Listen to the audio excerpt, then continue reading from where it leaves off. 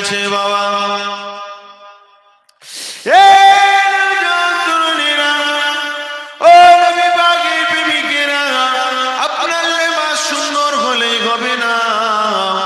আপনার চেহারা সুন্দর হলেই হবে না বাবা, আপনার বংশ সুন্দর হলেই হবে না। লা ইয়ানজুরু ইলা সুওয়ারিকুম ওয়ালাকিন ইয়ানজুরু ইলা কুলুবিকুম ওয়া আমালিকুম। আমার আল্লাহ পাক কোন মানুষের সূরাত আমার আল্লাহ পাক দেখবে না। আমার আল্লাহ পাক যেটা দেখবে ওটা হলো মানুষের অন্তর, ওটাই হলো মানুষের কলব। জোরে বলো সুবহানাল্লাহ। আল্লাহ নবী জানিয়েছে আলা ইন্না ফিল জাসাদি মুদগাতুন ইযা সালাহা সালাহাল জাসাদু কুল্লুহু ওয়া ইযা ফাসাদা ফাসাদাল জাসাদু কুল্লুহু আলা ওয়া হিয়াল কলব। মানুষের শরীরের ভিতরে নারায়ে তাকবীর, নারায়ে তাকবীর, নারায়ে তাকবীর। औलादे मुजादिदुज़्ज़मान, औलादे मुजादिदुज़्ज़मान। जनाब भाई साहब हुजूर किबला, जनाब भाई साहब हुजूर किबला सिलसिलाए हक़-उर-क़ुरा शरीफ मसला के मुजादिदुज़्ज़मान, मसला के अबू बकर सिद्दीकी। नारे तकबीर, नारे तकबीर। माशाअल्लाह हुजूर चले আর কিছুক্ষণ পরে হুজুর চলে আসবে। কি আলোচনা বেজার হচ্ছে নাকি? একটু কিছু শিখতে হবে, কিছু জিনিস আমাদেরকে শিখতে হবে। আমার বাবা কত সুন্দর চেহারা, এই যে বাবাজি বসে রয়েছে, কত সুন্দর চেহারা, পুরো পরিষ্কার ফর্সা। এখন যদি দিলটা যদি নোংরা হয়, কলবটা যদি নোংরা হয়ে যায় বাবা, এই চেহারার এক নিয়া দাম নেই। কলবটা নোংরা হয়ে গেলে গোটা জিসিমটা নোংরা হয়ে যায়। আর যে মানুষের গোটা জিসিমটা নোংরা, ওই মানুষের কবরে কোনো শান্তি নেই, ওই মানুষের জন্য কবরটা আযাব। আর যে মানুষের ভেতরটা পবিত্র, ওই মানুষের শরীরটা পবিত্র। জোরে বলেন সুবহানাল্লাহ। আশাই বাবেরা নওজোয়ান তরুণেরা, ও নবী পাকের প্রেমিকেরা, কান খাড়া করে শুনে রেখে দাও। ওই কলব জিসিমটা আমাদেরকে পরিষ্কার করতে হবে। আর পরিষ্কার করতে গেলে কি লাগবে? আলা বিযিকিরিল্লাহি তাতমাইন্নুল কুলুব। বাবা ওই কলব আমাকে আপনাকে পরিষ্কার করতে গেলে বেশি বেশি আল্লাহকে জিকির করতে হবে। জোরে বলুন সুবহানাল্লাহ। তরুণেরা, ও নবী পাকের প্রেমিকেরা, এবারে আপনাকে আমাকে বুঝতে হবে জিকির কাকে বলে। জিকির আল্লাহ আল্লাহ করা, এটাও জিকির বাবা। এই জিকির আপনাকে করতে হবে। লা ইলাহা ইল্লাল্লাহ, লা ইলাহা ইল্লাল্লাহ।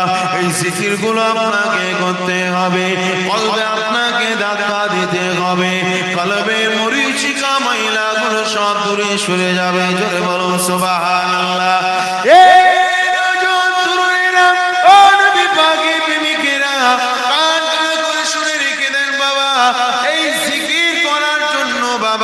যারা কামেল দরজার ওলি, তাদের সোহবতে গেলে আপনার আমল করাটা সুবিধা হবে। মুজাদ্দিদুজ্জামান দাদা হুজুরের দরবারে বাবা সবাই যে ভালো মানুষ কি উপস্থিত হতেন এমনটা না। এই সবাই ভালো মানুষ যেত, নামাজি মুসল্লি বাবা, হ্যাঁ, এত বড় বড় খলিফারা সবাই কি ভালো মানুষ ছিল? হ্যাঁ, দাদা হুজুরের হাজার হাজার মুরিদ সবাই কি ভালো মানুষ ছিল? দাদা হুজুরের দরবারে মদখোর যেত, যেত কি যেত না? ঘুষখোর যেত, সুদখোর যেত, পাপে পাপিষ্ট পাপিচার যেত। আল্লাহর ওলির দরবারে গিয়ে দাদা হুজুরের হাতে হাত দিয়ে বায়াত হয়ে যেতেন। হুজুর আমি আপনার কাছে বায়াত হলাম। দাদা হুজুর কি করতেন বাবা? যাও বাবা যাও, ওই এক কোনায় গিয়ে বসে আল্লাহ আল্লাহ আল্লাহ আল্লাহ আল্লাহ আল্লাহ জিকির করো। জোরে বলুন সুবহানাল্লাহ। মুজাদ্দিদুজ্জামান নবী রাহমাতুল্লাহ আলাইহি আল্লাহ আল্লাহ জিকিরের কথা বলেছেন। আল্লাহ আল্লাহ করো বাবা। কিন্তু আমাদের সমাজে অনেক আলেম উলামা রয়েছে বাবা, তারা বলে আল্লাহ আল্লাহ কোনো যদি জিকির করো, কোরআন তেলাওয়াত করো বাবা, আল্লাহ আল্লাহ বলে কোনো জিকির নাই, ইল্লাল্লাহ লা ইলাহা ইল্লাল্লাহ বলে কোনো জিকির নাই বাবা। আমরা তো দুনিয়ার জমিনে আমি আপনি চলি বাবা, আর আল্লাহ যারা ওলি বান্দা হয় ওরা ইলহামের মাধ্যমে চলতেন। জোরে বলুন সুবহানাল্লাহ।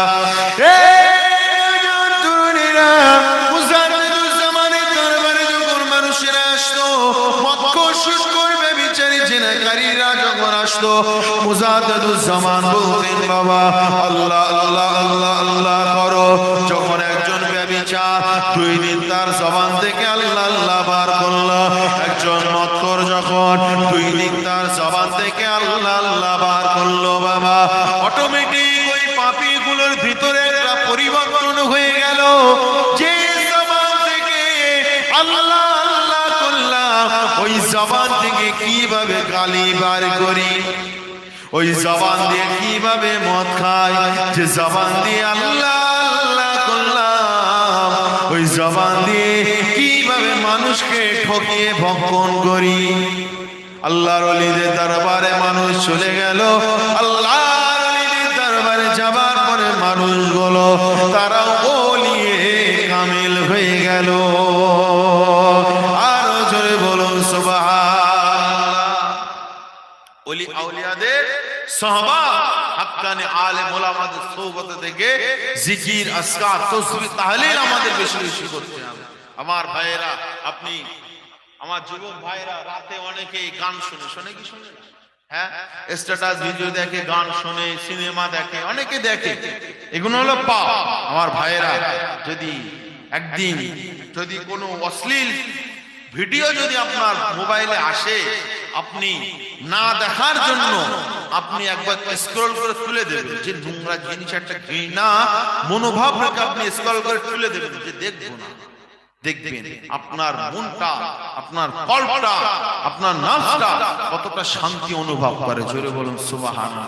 আমার ভাইরা, শোবার আগে প্রতিদিন কন্টিনিউ আমল করুন। শোবার আগে আপনি যদি কোরআন না পড়তে পারেন, অন্তত 5 মিনিট কি 10 মিনিট আপনি অডিও কোরআন কিংবা ভিডিও কোরআন আপনি প্রতিদিন, আপনি হয়তো ভাবছেন যে হুজুর আমি গুনাহ করি, কিন্তু গুনাহ থেকে বাইরে হতে পারছি না, বাঁচতে পারছি না।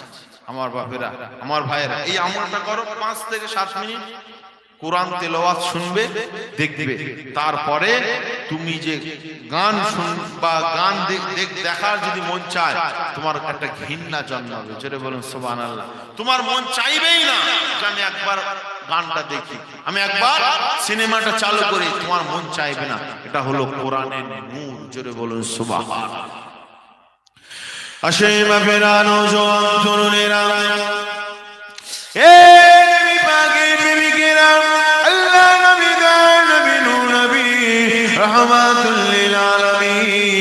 সমাজের মুখে মানুষকে এই শিক্ষাগুলো দিয়েছেন, অন্তরকে কিভাবে পবিত্র করতে হবে।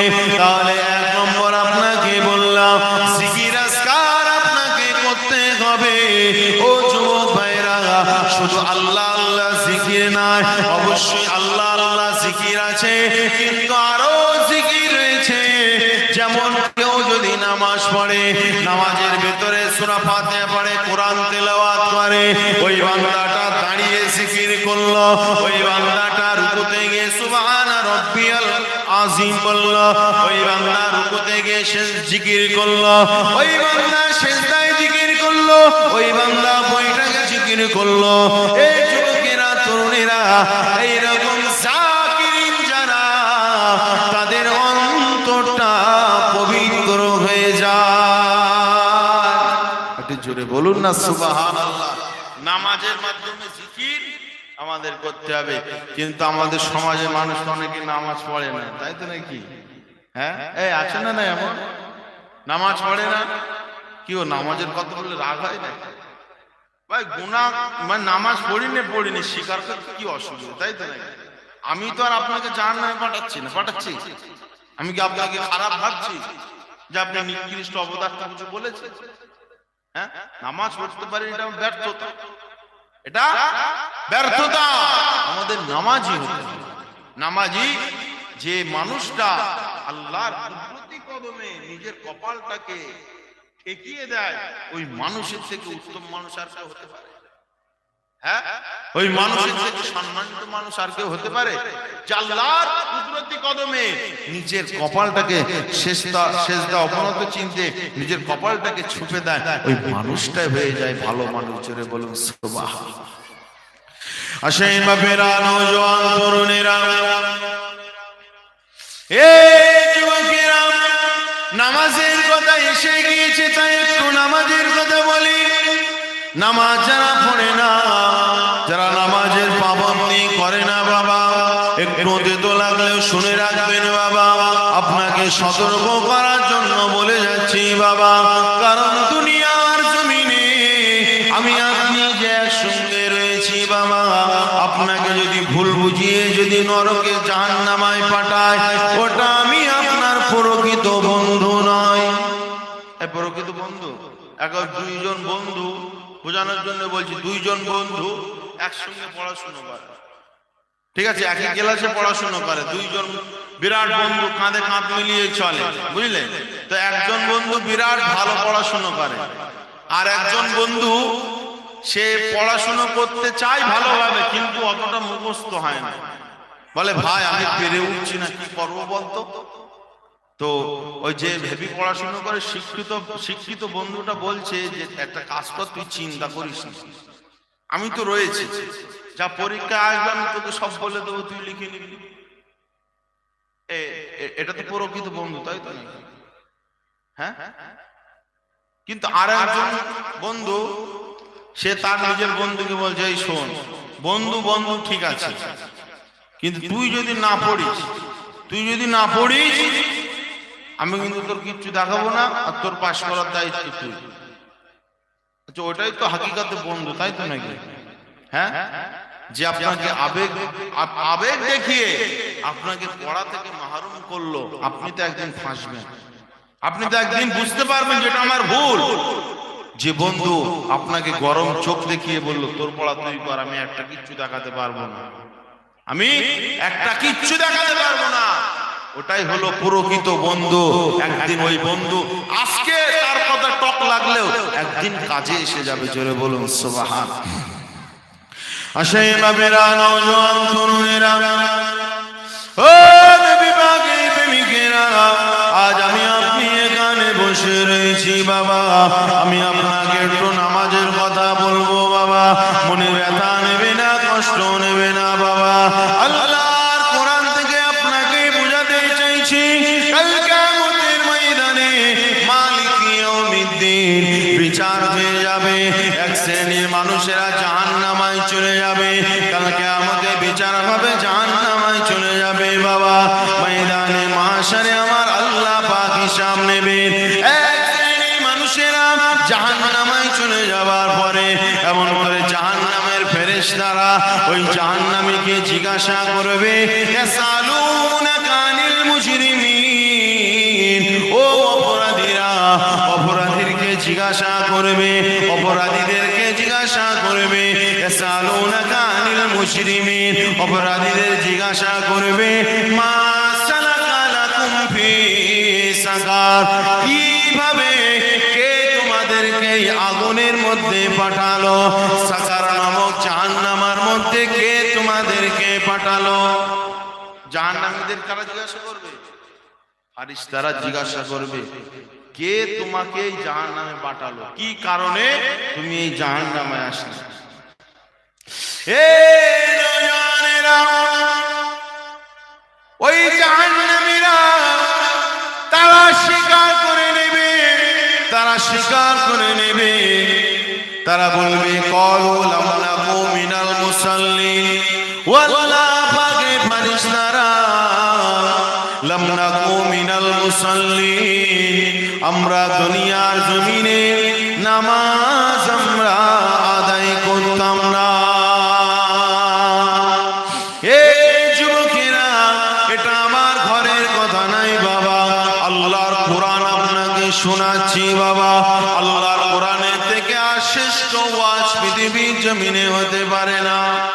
এই পারে? আল্লাহর কোরআন থেকে আর বড় ওয়াজ আছে?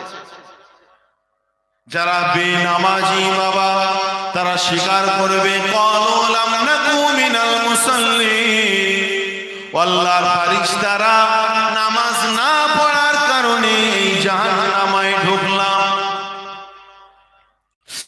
এ নওজোয়ান তরুণেরা, ও নবী প্রেমিকেরা, কানটা একটু উঁচু করে শোনে, একটু মন দিয়ে কথাটা শোনেন বাবা।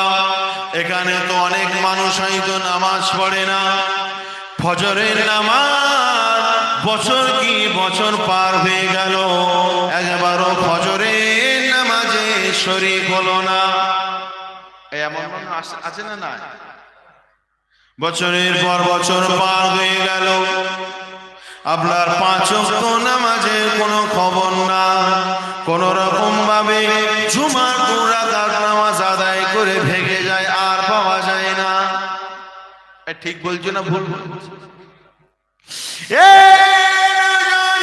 শুনে রেখে দাও, তুমি একজন মুসলমান ঘরের সন্তান, ফজরে যখন মুয়াজ্জিন আযান দিয়ে দেবে তোমার বাতি চলে যাবে, সবাই ওযু করে নিয়ে নামাজের জন্য তৈরি যাবে, ছেলেরা মসজিদে চলে আসবে, মেয়েরা বাড়িতে নামাজ আদায় করে নেবে। আল্লাহ নবী দয়ার নবীর জামানায় মাগরিবের সময় যেমন লোক হতো, এমন করে এশার সময় তেমন লোক হতো, জুমার নামাজেও যেমন লোক হতো, ফজরের নামাজেও তেমন লোক হতো।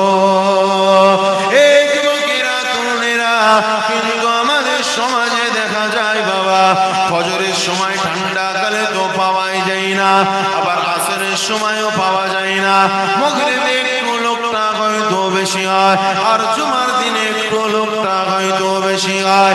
এই তরুণীরা, কান দিয়ে কথাটা শোনো বাবা, আজ আপনি যে নামাজ পড়ছেন না, আপনি যে নামাজের পাবন্দী হচ্ছেন না, 5 ওয়াক্ত নামাজ আপনি পড়ছেন না, ইন্নাস সালাতা কানাত আলাল মুমিনিনা কিতাবাম মাওকুতা, আপনি যে নামাজটা পড়ছেন না, ও বাপেরা, তুমি আমার বাপ, তুমি আমার ভাই, তুমি আমার কলবি ভাই, তুমি আমার কলবি বাপ বাবা, তোমাদের পা জোড় করে বলি বাবা, কিয়ামতের ময়দানে যদি নামাজ না পড়ার কারণে তুমি যদি জাহান্নামায় চলে যাও, তুমি যদি জাহান্নামায় চলে যাও, তোমাকে তুমি সেদিন স্বীকার করে নেবে, ও আল্লাহর ফেরেশতারা, ক্বালু লাম নাকু মিনাল মুসাল্লিন, ও আল্লাহর ফেরেশতারা, আজ নামাজ না পড়ার কারণে আজ আমি এই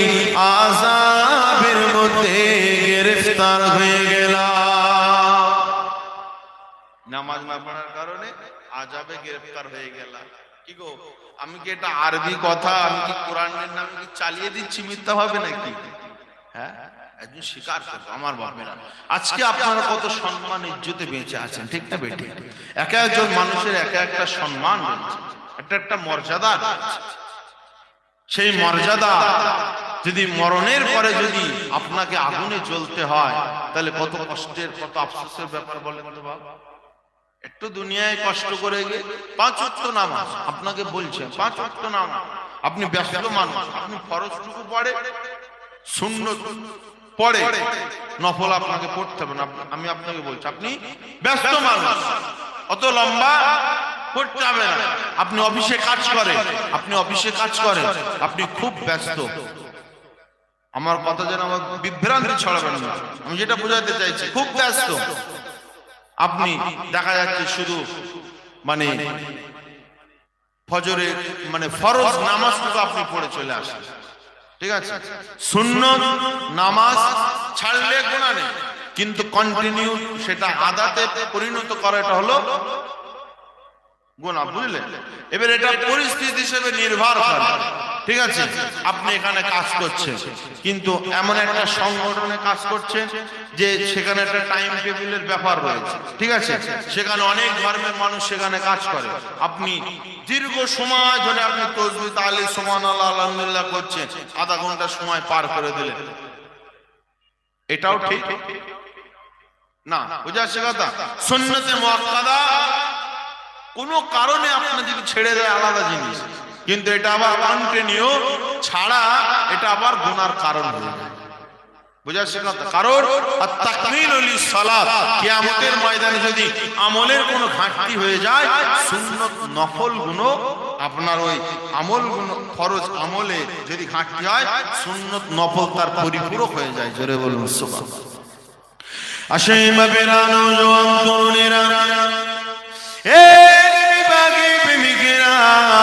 জাহান্নামীদের মধ্যে থেকে তারা আবার স্বীকার করে নেবে, ওয়াল্লাহ পাকে ফেরেশতারা ক্বালু নুতঈমুল মিসকিন ওয়ালাম নাকু নুতঈমুল মিসকিন, যারা এতিম অসহায় মানুষ, যারা দরিদ্র মানুষ, যারা অসহায় মানুষ, তাদেরকে আমরা দেখভাল করতাম না, খেতে দিতাম না।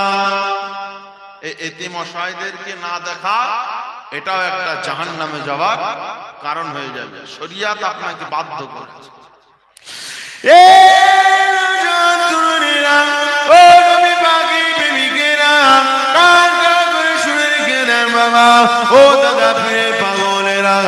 ওই জাহান্নামে যেতে হবে যদি এতিম অসহায়দেরকে না দেখেন। আপনার অনেক টাকা মালিক, আপনি অনেক টাকার মালিক, আপনি বছরে একবার করে যাকাত দেন, ঠিক আছে, কিন্তু আপনার পাশের বাড়ি যে খাওয়া হয় না, পাশের বাড়ি যে রোগগ্রস্ত হয়ে রয়েছে, আপনার পাশের বাড়ি যে বিবাহ দিতে পারছে না, এটার খোঁজ নেওয়া এটাও আপনার ঈমানি দায়িত্ব। জোরে বলুন সুবহানাল্লাহ। তারপরে জাহান্নামীরা 3 নম্বরে স্বীকার করে নেবে, ওয়াকুন্না নাখুযু মাল খাইজিন, ওয়াল্লাহ ফেরেশতারা আমরা অযথা সময় নষ্ট করে ফেলতাম। এই যুবকেরা, তরুণেরা, অযথা সময় নষ্ট করা এটা একটা জাহান্নামে যাওয়ার কারণ। বাবা, এই জানেনা নামাজের সময় নামাজ পড়ি না, বিভিন্ন কাজে আমি আপনি ব্যস্ত হয়ে থাকি। বাবা, আজকের পিরিয়ডে আপনি দেখে মোবাইল দেখতে দেখতে রাত 12টায় 1টা 2টো পার করে ফেলে কি বলে না, স্ট্যাটাস ভিডিও দেখতে দেখতে সময় সব অযথা নষ্ট করে ফেলছে। অযথা সময় নষ্ট করা যাবে না। আপনার বন্ধুর সঙ্গে, আপনার প্রতিবেশীর সঙ্গে 1000 বার আপনি গল্প করবে, কিন্তু অযথা গল্প না, অযথা গল্প না। কিছু কিছু মানে মোবাইল লাভাররা কিছু কিছু ক্ষেত্রে এমন হয়ে যায় যে মানে মোবাইল দেখছে, দেখতে দেখতে আর দেখার মতো কিছু নেই, আবার টাইমের দিকে দেখছি যে এখন তো সবে মাত্র 11টা বাজে, ঘুম আসবে, বুঝলেন? তখন কি বলছে, মানে আবল তাবল এইদিক ওইদিক আবার ভিডিও ঘেঁটতে রয়েছে। এটা হলো অযথা সময় নষ্ট করা। বাপ, এরকম ভাবে আমাদের সমাজগুলো এই মোবাইলের কারণে শেষ হয়ে যাচ্ছে, ঠিক না বেটি?